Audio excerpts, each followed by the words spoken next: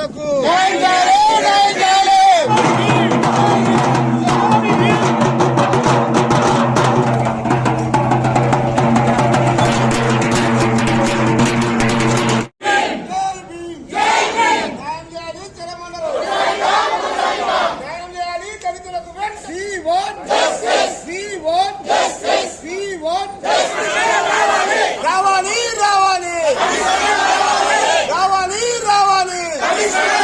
పరిస్థితి వచ్చింది. మాకు నీళ్లు లేవు, ఏం లేక మేము ఇక్కడ చచ్చిపోతాను.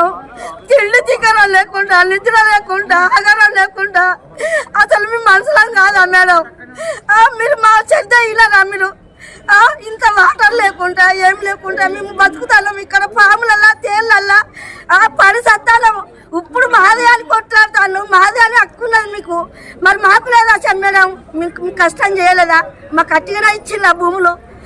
గవర్నమెంట్ మాకు గవర్నమెంట్ ఇచ్చిన భూములకెళ్ళి మీరు కొట్లాడతాను కాదు మేడం. దేవస్థానం మందం కాదు కదా. మేము ఇక్కడ ఉండాలనే కదా మేము మాకు ఇచ్చిన రైతులు.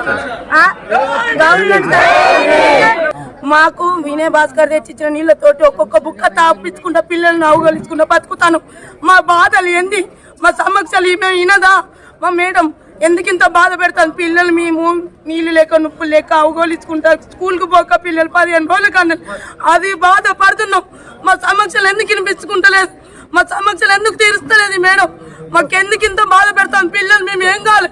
ఇక్కడికి వచ్చి మాట్లాడాలి, మా సమస్యలు వినాలి. మా పిల్లలు మేము దూపకు లేక అవగోలిస్తాను.